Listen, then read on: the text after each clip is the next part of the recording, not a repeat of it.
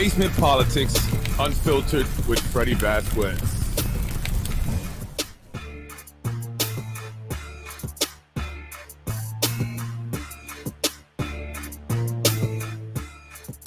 Tonight, episode 10, Privileges, Perks, and Benefits.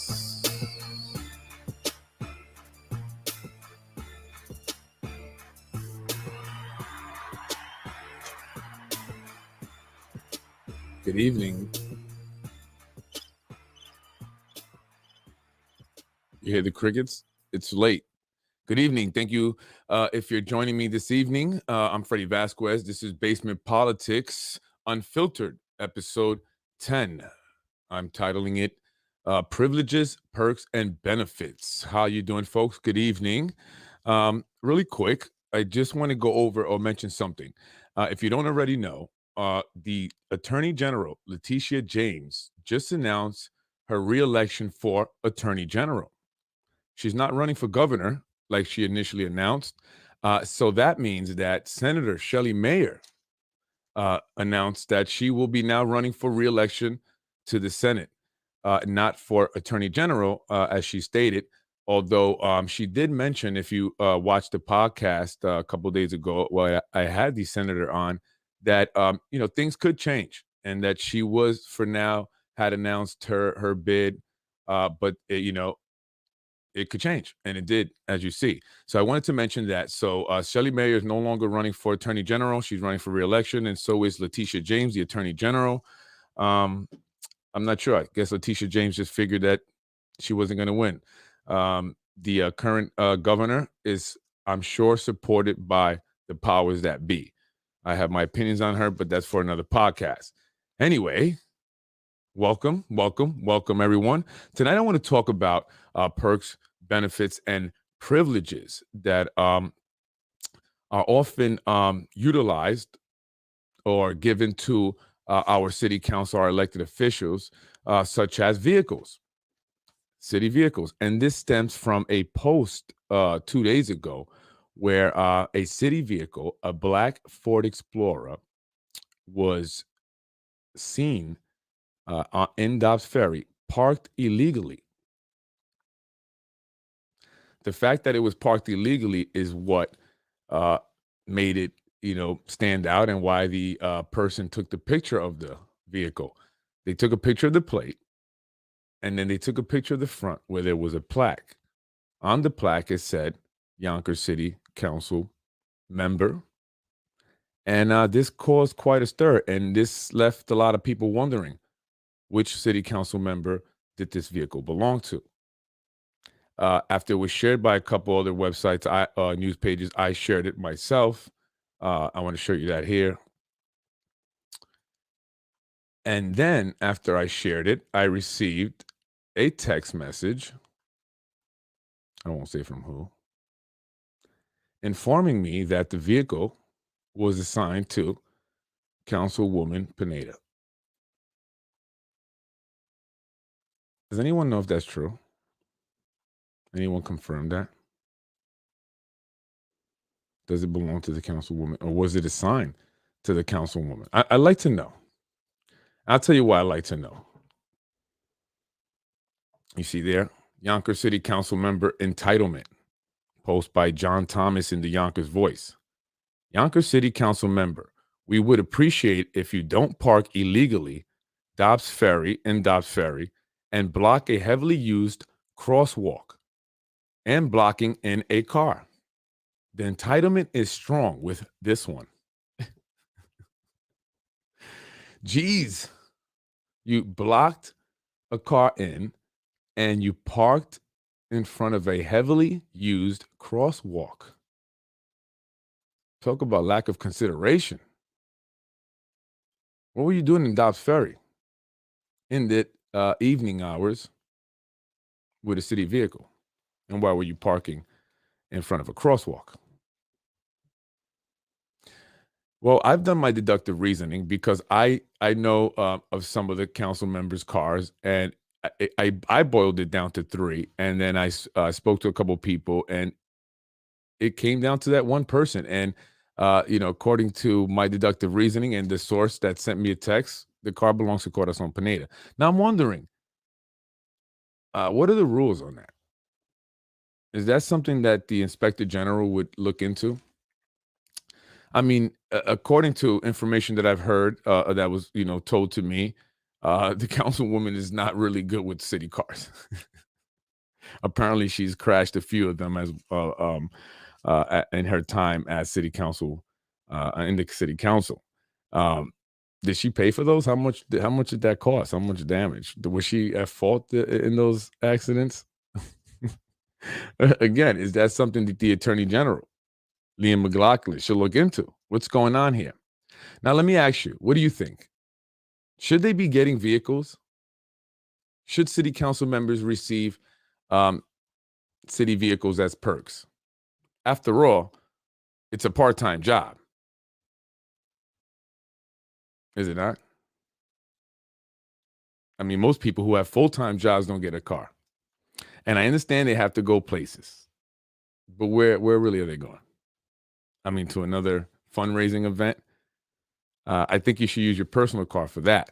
Why not offer maybe gas reimbursements or maybe reimburse on the mileage, right? Or actually, they can speak to their accountants about the mileage and even the gas. Claim it in your taxes. But do they deserve or should they be entitled to a city vehicle? I mean, we're talking about a Ford Explorer that fairly new, $25,000-$30,000 vehicle, maybe more, maybe $40,000 vehicle. Can't be banging that thing up, man. You don't know how to drive.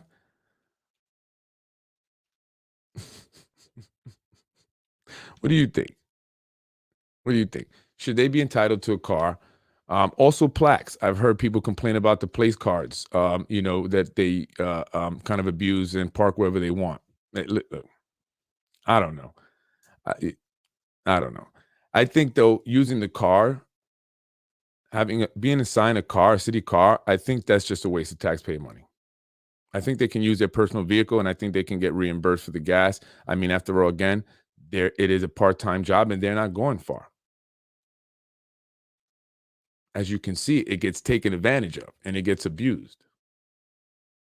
I mean, what does that say about the city of Yonkers? What does that say about us? Those people don't care about anything. As a matter of fact, I'm gonna tell you a story. As a kid, I went into Dobbs Ferry with a group of friends. We were riding our bikes, and we stopped in a store there to get something to drink. And there was an old man sitting on the bench in front of the store. He asked where we were from, and we told him. He said, Yonkers. He said, go back to that hellhole. That's what he said. I remember that story very clearly. So, I mean, there you go. Now we got city cars, council members parking wherever the heck they want. Imagine it was someone that really needed to cross there, right? Someone who was handicapped. You got to think about that. You got to think about that. Maybe, the city, whoever's in charge of that, should think about whether or not city council members need cars, need vehicles. I think they can be sold, use the money for something else. Maybe some books, laptops, something. Sports program. That'd be nice. That'd be nice. But the councilwoman is not only receiving a city car as a perk. Some people have told me that one of the other perks that she received, I guess for being in her position, was she got her sister a job.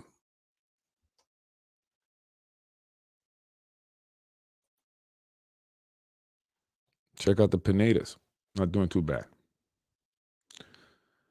Corazon Pineda, majority leader, city council, $63,000. This is 2020, by the way. $63,002.06.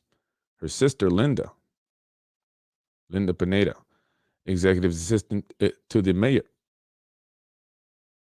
This guy's got a lot of people working, assisting him. Executive assistant to the mayor, $46,800 for that. What does that entail? What does that entail? Not bad though. The Pinedas are getting over 100,000, 109,000 there from the city. So apparently, the job was offered to the sister because they like her. They like corazon, mi corazon.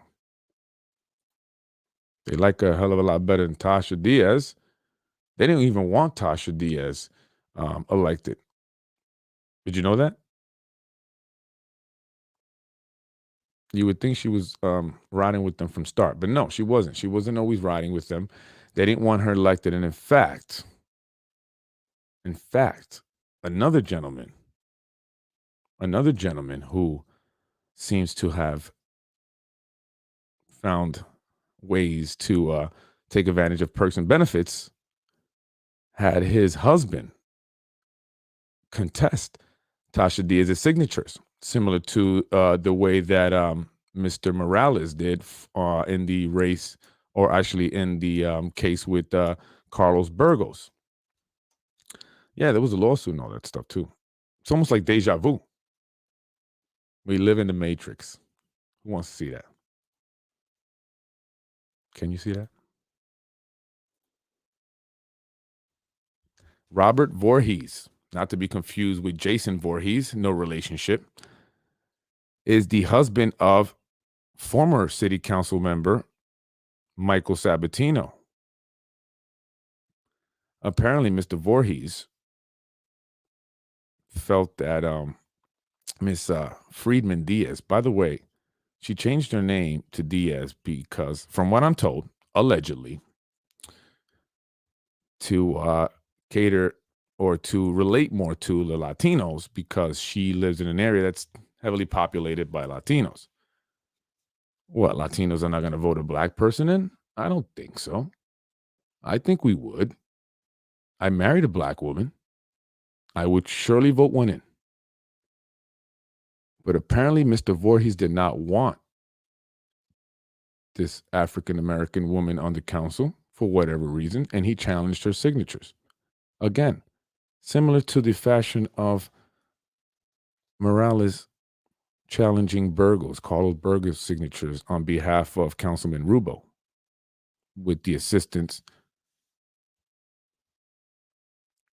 of Harris Beach for the assist. So you can check that out. I'll be posting it. I'll post the entire thing. This goes back to 2015. Tosh, and by the way, her real name is actually Tarshina Friedman. Tarshina. Okay, so, but we know her as Tasha Diaz. Tarshina Friedman Diaz, as candidate for Democratic Party nomination for the public office of City Council member of the 3rd Council District, City of Yonkers, County of Westchester, petitioner. She went to sue these guys. Well, for whatever reason, Mr. Sabatino didn't want her on the council, so he used his hubby to try and object. This is the Michael Sabatino gentleman here, Yonkers City Council majority leader at one point, posted on July 29, 2019. As you can see there, Michael Sabatino was born and raised in the Bronx, but has a lovely 3,000 square foot home here in Yonkers and has been a resident of Yonkers for the last 30-something years. 30-some years. He was famously involved in gay marriage equality lawsuits that went all the way to New York State Court of Appeals. And there you go. Michael Sabatino married his husband, Robert Voorhees, in 2003 in Canada. Yeah, there's a little bit of the Canadian connection there. And I'll be talking about that down the road on Basement Politics. The two joined Marriage Equality New York in 1999, with Robert Voorhees becoming co-executive director. So listen, Mr. Voorhees, if you're all for equality, why did you try to stop an African-American woman from becoming a councilwoman? She made it anyway.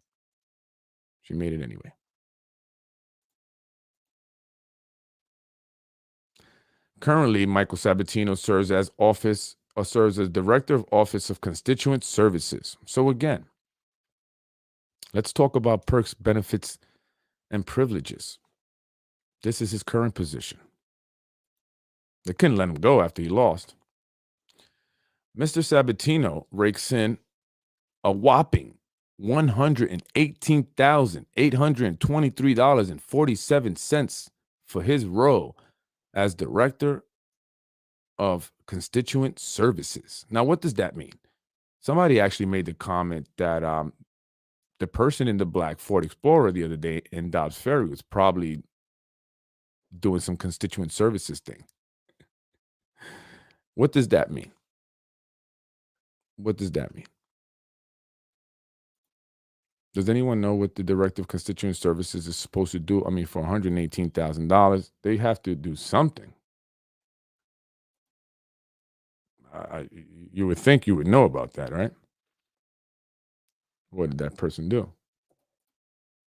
Which constituents? The mayors? That's all of us, right? I need some help, Mike. Give me a call. Email me, politicwithfred@gmail.com. I'm a constituent in need of help. So there you have it. But not only does Mr. Sabatino have a job with the city, he got his hubby one. Robert Voorhees, Equal Employment Opportunity and Training Admin, $86,200 for what? And they wonder where the money goes. Equal employment opportunity. Well, is he the reason why Yonkers is like voted one of the most diverse, I think, governments? I don't know. Something in a magazine. Yeah, well, that's all done by design. I'm a Latino. I can speak on it, right? I'm a minority. That's all done by design. They use us. I don't know it anyway. Some people may not. I know it. Think I don't know it? I know it. We get used. We get used. We get used to get the Hispanic votes, the black votes. And what sucks is that you get some of the, Latinos. And these are my people. I'm gonna tell them. I'm gonna tell it like it is. Latinos, some of them, not all. It's just few. The few. I get it. Many of us grew up poor. We didn't have much. So when we're given a little carrot, a little piece of crumb, we will do some bad things to our own people. And I don't like that. So I'm going to put an end to that. So anyway, but there's the perks. You get your husband a job. Why is it that the same individuals get rotated in the same position? Did you watch the city council president meeting today? They talked about appointing someone to the board of appeals, the zoning board of appeals. One of the benefits, one of the perks of working for the city is knowing about the real estate, having information on the real estate dealings that are going on. And being one of the first to know means that you can get in first, you can invest, you can buy property, sometimes even get it below market rate, depending who you are. Mr. Sabatino does well for himself, making $118,000. His husband making another $68,000 of taxpayer money. And what does he do with that money? He's smart. He buys real estate. I would too. That's why I have 1085 Warburton Avenue. And by the way, you can try and look me up because I know some people have tried searching me. They've made the comments. Oh, you live over there? Yeah. I don't care if you know where I live. I don't care if you know anything like that. You're going to know what I want you to know. 1085 Warburton Avenue. Actually, it's 1079 Warburton. It was purchased by a company called 1085 Warburton Avenue, LLC. When I looked that company up, it was Mr. Michael Sabatino. I don't know. Maybe he's got a trust fund somewhere. You have to understand, folks, that um, we have to know who's who. And I'm saying I was referring to the city council meeting that happened today, and this is nothing against the person that they were nominating or looking to appoint. This is just generally speaking. Do you know who these individuals are? I asked, how do these individuals go about being selected, being appointed? What are the qualifications? How do we even go about being considered even for these positions?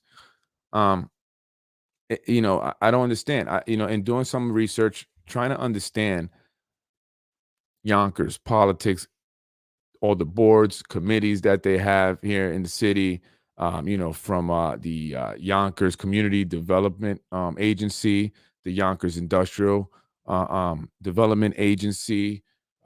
You have so many different organizations or different boards, but it seems like it's the same individuals on these boards, individuals heavily involved in real estate.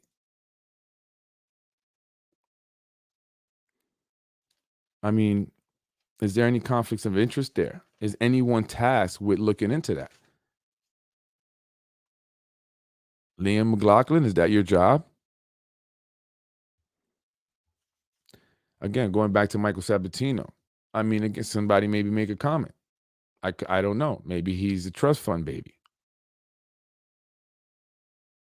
Maybe he was left a big will. I don't know. But to spend, $7 million purchasing a apartment building on Warburton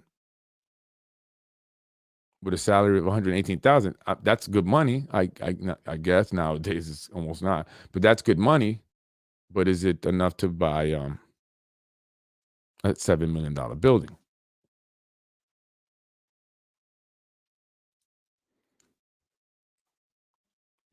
And other properties that I will be talking about a little bit down the road as I discuss these further. I'm just kind of touching on it. We have to understand why these individuals constantly involved in our government. Is it to help the people, help the city of Yonkers? I remember there was a meeting not too long ago where a bunch of people went and shouted and were upset. It was on the affordable housing ordinance. Whatever happened? Whatever happened? Did you forget about it? Did people lose their steam? They didn't change. They didn't budge. They didn't move up a half a point, let alone a whole nother 10 points. And what are we doing about it? Some of you guys out there, activists, what are you still doing about it?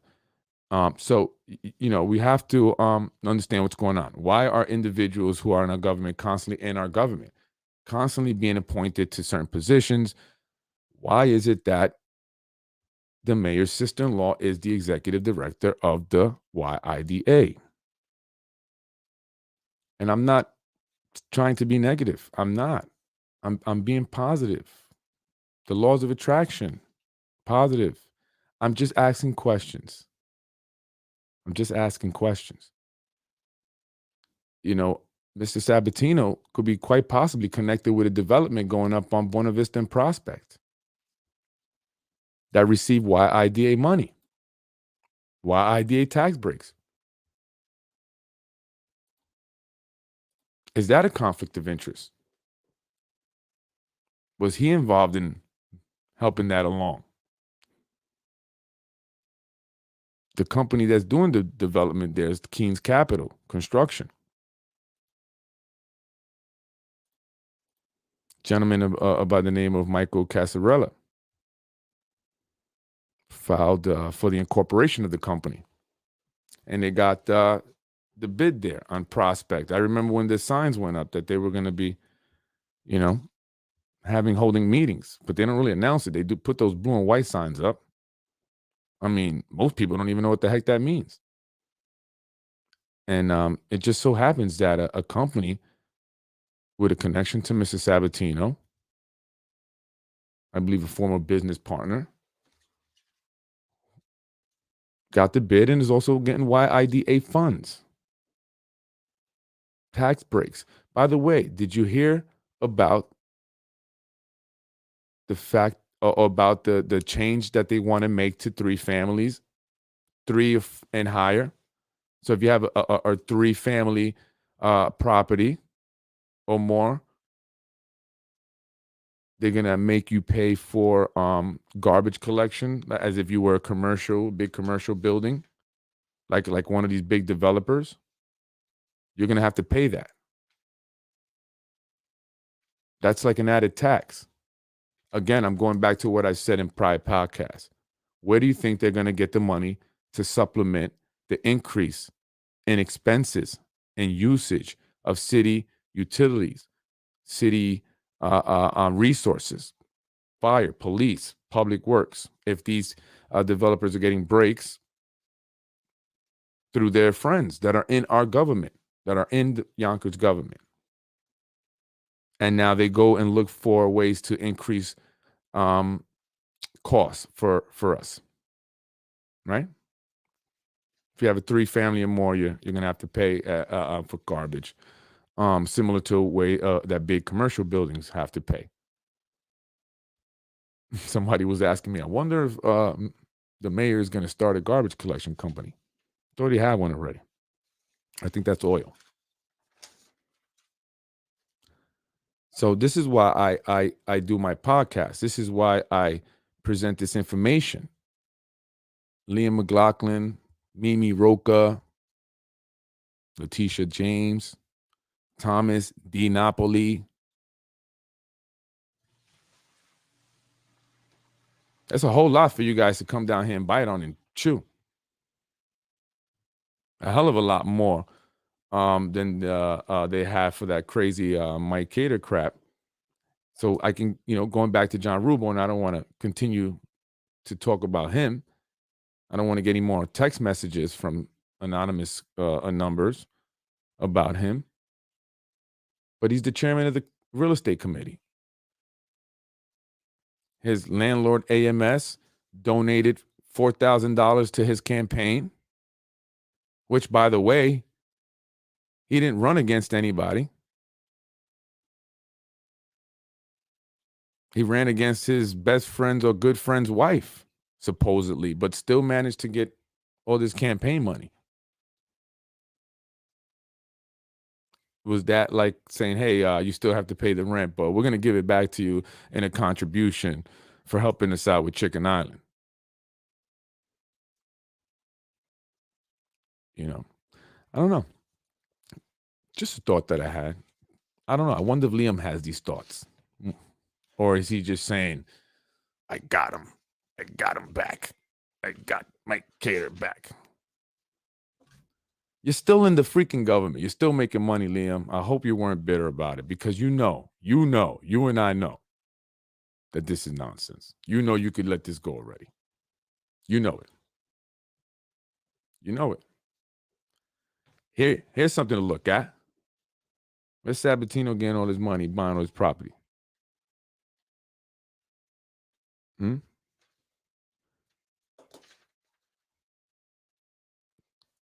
There's a lot for you to look at here. James Kavanaugh, another one that seems to circle or rotate, I should say, in various positions throughout city government, from board of trustees to deputy mayor to now the president and CEO of the YIDA. Is he still a partner in Empire Strategic Planning, which is Nick Spano's consulting firm that big developers pay big money so they can forge relationships with elected officials? And it says it on the webpage. Man, we getting screwed, Yonkers. These guys are just eating up that Build Back Better money. That's what it's all about. Again, if you heard or watched the city council meeting, you'll also hear the amount of money that the federal government is giving to Yonkers. A lot of money. Go back and check it out. Millions of dollars. Millions of dollars. Where's that money going? Who's going to oversee that money, assure that it's allocated appropriately. You know, a lot of people, in the city, we talk about the lack of funding, but there's so much money that comes in that's just wasted. And there just needs to be somebody that kind of manages that just sees that, oversees the funding, the spending. Money coming in, where's it going out? If developers are going to avoid having affordable housing or setting aside affordable housing units in their buildings, in their new developments, and instead are going to put the money into the Affordable Housing Trust Fund, do you know about that? So they can avoid adding the affordable housing units. Who's in charge of that money?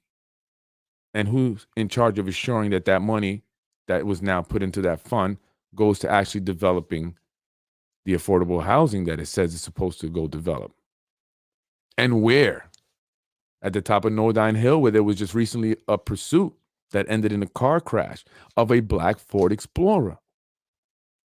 Except it had Jersey plates. It didn't say city council. Right around the corner, or directly across the street from the newly built community center, that was given $1 million to renovate. They announced it was open, and it's still under construction. If you've driven by it. Wow, I just read $440 million in direct funding. Where'd you read that? It's a lot of money. So, again, going back to the perks that they receive with the city vehicles, are they needed? Can that money be saved? If they're abusing the city vehicles, driving them after hours, out of the city limits, parking them illegally, making Yonkers overall look bad, then it should be taken away. You shouldn't even get a car. It's a part-time job. $63,000 for a part-time job. That's all the perk you need. This is a civil service job. You're supposed to be here to help the people, not to enrich yourself, not to get your sister a job, not to buy real estate, not to get your developer friends jobs developing real estate. That honestly, I'm not sure why. Is there a need? Was there a housing assessment that there was a need for market rate apartments, or was it for affordable and low income housing? I'm confused. What was the housing assessment about? And if there's the need for low income and affordable housing, and they're building market rate, who's going to fill those market rate apartments? Who? Did you know they're going to build another 600 units on Buena Vista? It's going to be right across from Michael Sabatino's pals project that recently received YIDA money. I'll show you. I'm not sure how this is going to work in terms of traffic. Where are the traffic studies? Anybody read any traffic studies? By the way, this is the building that Mr. Sabatino, I believe. I don't know if it's an apartment that owns it, but it says $8 million. I don't think there's $8 million apartments here. This is the building here.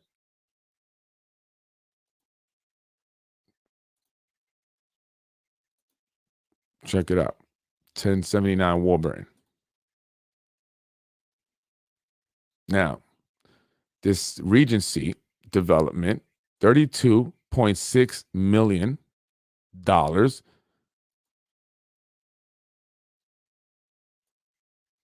Receive YIDA money. Regency Apartment Ventures LLC, 56 Prospect Holdings LLC, and King's Capital Construction for King's a groundbreaking Capital ceremony to mark the official start of construction on a $32.6 million apartment building to be known as Regency on the Hudson. The site is at 56 Prospect Street between Buena Vista and Hawthorne Avenues. Developer Peter Dallaker of Regency Apartment Ventures LLC spoke at the groundbreaking. Our building is going to consist of 126 residential units over 130 on-site parking spaces. Hmm. During these difficult economic times, Yeah. this project will also enable us to provide over 250 construction jobs as well To as who? 6 permanent jobs upon completion. 6? We are hopeful that this building can add to the continued success of the downtown Yonkers area. By having affordable units as a part of this project, and there have been affordable units that have been a part of every single one of these projects so far. We're looking at several hundred additional units, and that's. But remember, these units will be available to anyone, including the people that live here. But the affordable units will be available to those who may need to take advantage of that. And we're just happy that this company has decided to make an investment right here in Yonkers. They On this decided. beautiful site that you go a couple floors up, you'll have unobstructed views of the Palisades and the Hudson River. It's going to be quite the place to live. We need to have housing for not just the people that live here, but for their kids, because we don't want our kids to get educated and then to leave our city because they're being priced out of our city. They're leaving. These opportunities will give our kids a chance, because that's the kind of housing this is. It's housing for our kids, that they'll be able to stay Your here kids. in Yonkers and raise their own family. In 2011, we couldn't get a deep pocket developer here in our city, not one. Extel, Avalon Bay, just to name a few. They wouldn't be caught dead here. Now they're all here. We have 4 or 5 different developers that are Mill Creek, Mills Creek. They're all here. And AMS. they're all made investments, and you can see them. They're doing very, very well. That they are. We have 4 or 5 different hotel chains now that we didn't have prior to then. So For what? the city has always been a relatively safe city, but we still remain as one of the safest cities of our size in all of America. We've been able to really change the directions of our schools. This year it was reported that Yonkers has a better than 90% graduation rate. That is a suburban number. That's not an urban number. That's a suburban number. Our sister cities are in the 70s and high 60s around New York State. So we have a lot to be proud of, but we still have a lot more work to do. And I'm glad we're just going in the right direction. Have a lot more developments to do. Really? I don't know if I agree with a lot of that stuff, Mr. Mayor. Those developments are not for the people here. The people here are already leaving. They're already leaving. I grew up right in that area. That's Buena Vista and Prospect. I grew up a little bit down closer to Harriet. Is it Harriet? Yes. But not far from there. And that is a small, barely a 2-lane road that goes from Prospect there down to Sunset Park, or O'Boyle Park, I believe it's called now. I just can't imagine a building of that size there. And that's not the only one that they're building there. Across the street, AMS, company that he didn't mention for some reason, is building a 600-unit building. Literally, like, I don't know, maybe a few houses down, if I had to give you some kind of perspective. I don't know. I don't know where all the individuals are going to move around. It's going to be tight. It's going to be tight. I guess they're expecting everyone to, take public transportation. I don't know. I don't see it. Have you seen Getty Square recently? Have you seen Getty Square recently? Lies. Yeah. Yeah. That area there has been rough, has always been a rough area. You have Riverdale and Prospect, lots of shootings, lots of drug activity, huge homelessness population, very low income individuals to I don't know if it's honestly mid income, but although you have individuals they're making $80,000, even $100,000 in that area. I'm not talking about the developments. Obviously those people are making that much there in the water. But out around the area, you have the shop right there. And again, Getty Square. And I don't see many of the people from the developments going there. I don't see many of the people, so I don't think they shop there. They may be heading over to Central Avenue to shop in Cross County, where it's gotten ridiculously crowded, and I want to see the traffic surveys. But that development I just showed you is by King's Capital Construction Group, and they are affiliated with Mr. Sabatino, again, who owns or just recently purchased that big building, 1079 Warburton. I believe that was like a $7 million deal, $8 million deal. And he is making $118,000 of taxpayer money. And he got his hubby a nice $78,000 or $68,000 gig. And they're doing absolutely nothing. Sabatino's the director of constituent services, whatever the heck that means, making $118,000. And his husband is the equal opportunity employer training something. It's like they made that up. And that's a lot of money. And these gentlemen are just using their positions to enrich themselves. I believe just about every single person, I'm not going to say all, but just about every single person that's elected is utilizing their position to enrich themselves or benefit themselves. Prove me wrong. Prove me wrong. Look at Tasha Diaz. Look what she did. And Tasha, look what they try to do to you. They send Sabatino's husband to try and keep you off the council. You got on the council. You made buddies with these guys. And now you're doing their bidding. And I thought you were for the people. You represent District 3, not District 5. And even then, those in District 5 are not so happy about the developments either. Their taxes are going to go up. Their schools that they send their children to are going to be overcrowded. The roads that they drive on are going to be crowded. And they too are going to end up leaving Yonkers. And maybe that's what they want. Maybe they want us all to go. Well, I've already got my plan. I'm ready to go today. A lot of people are leaving Yonkers. Yonkers is not what it used to be. I mean, if you want to be in a big city, then move to Manhattan. But I loved Yonkers because it wasn't Manhattan. It wasn't the Bronx. It didn't have huge buildings. It didn't have bumper-to-bumper traffic. Cars double parked everywhere. That's what I liked about it. And those damn scooters. All this great development going on, and still our cost of living in Yonkers increasing every year. Property tax, water bills. Every type of permit fee has doubled, in some cases tripled. Red light cameras tickets went from $50 to $65. Meter tickets went up. You name it, it went up. What did we get in return? Zero. That's absolutely right. That's absolutely right. And the point Johnny Limo there is making is that these developments are sold to us as a good thing. They're sold to us as an opportunity to improve the city of Yonkers for all of us. It's sold to us as a way to improve our quality of life, to bring more to the city, more resources, more opportunities.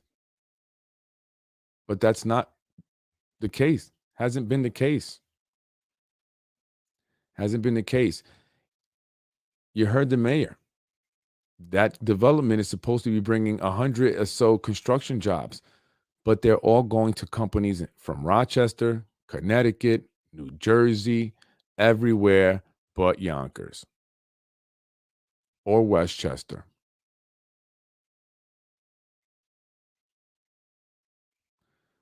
They're the ones that need it.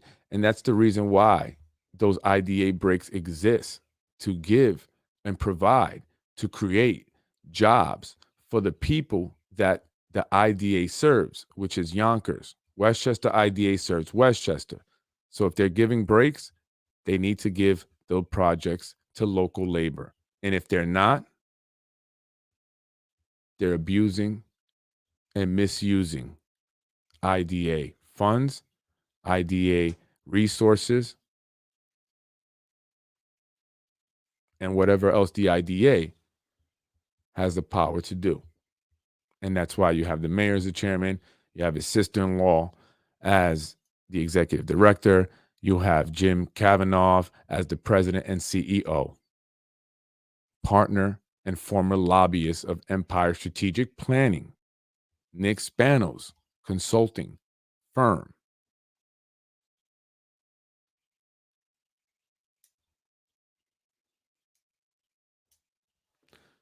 So I'm letting you know what it is.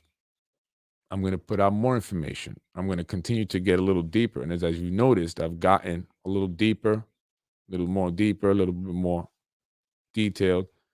And it's just going to get even more detailed, even more connected. I'm just putting out bits and pieces here. But I'm only going to put it out. I'm not writing a letter to Liam McLaughlin, to Letitia James, to Mimi Roca. That's not my job. My job is to present the information, to break it down, put it out there,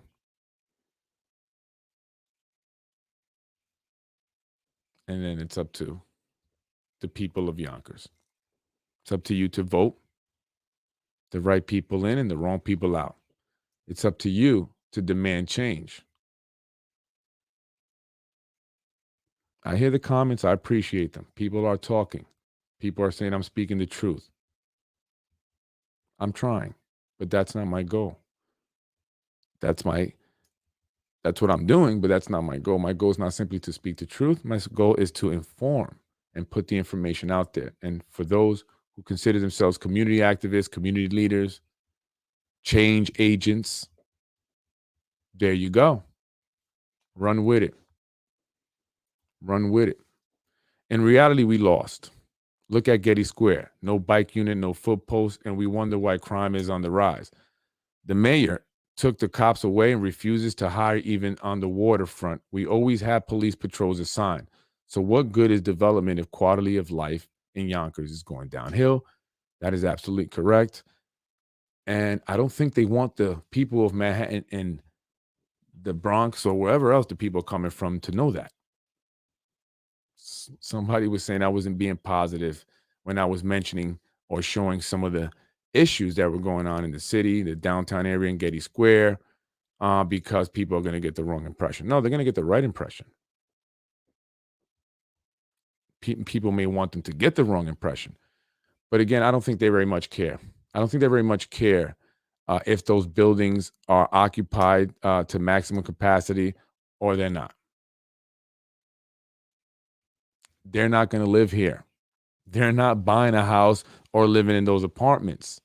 Nowhere near here. Nowhere near the downtown area. So they don't care. They're going to get the money, the funding that's being provided by the government through the state, down through the county, or maybe directly from the Fed to build back better. Grants, YIDA funds, all of this money that people are just taking advantage of. They're going to build something because they have to. What happens with it 5 years down the road, they're not going to care. Maybe they'll turn them into affordable housing. They'll all be affordable housing, and they'll sell it that way. They'll kind of restructure their business model. But it's doing nothing to improve the city. And it's, as Johnny Limo said, it's going downhill. Yonkers is going downhill. Yonkers is going downhill. And people are enriching themselves. And those that are elected to represent the people are doing nothing about it. Doing nothing about it. They're all in cahoots for the most part. They're all friends. You got to see them. You got to see them. You got to see them together. It's one big joke. It's one big joke. It's one big joke, and the joke's on you.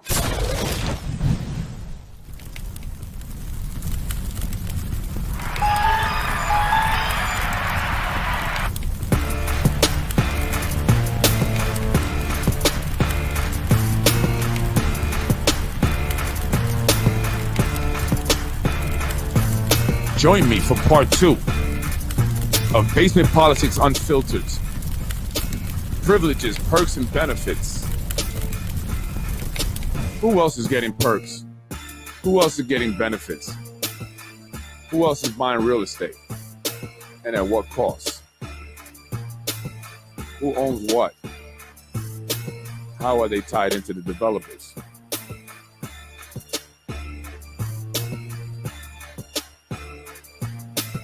Why are they not giving local labor jobs on these developments? We're going to be finding out.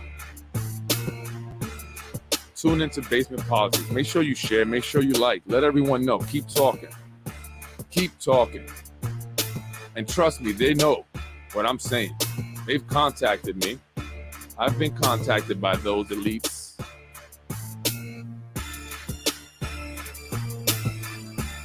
They're just not saying what I want to hear. I don't need money. I don't need advertisements. You know what I need.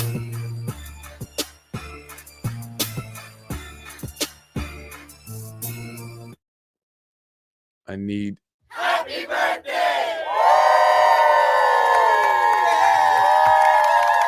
for everyone to be happy. Good night, folks. Freddy Vazquez, Basement Politics. Have a great evening.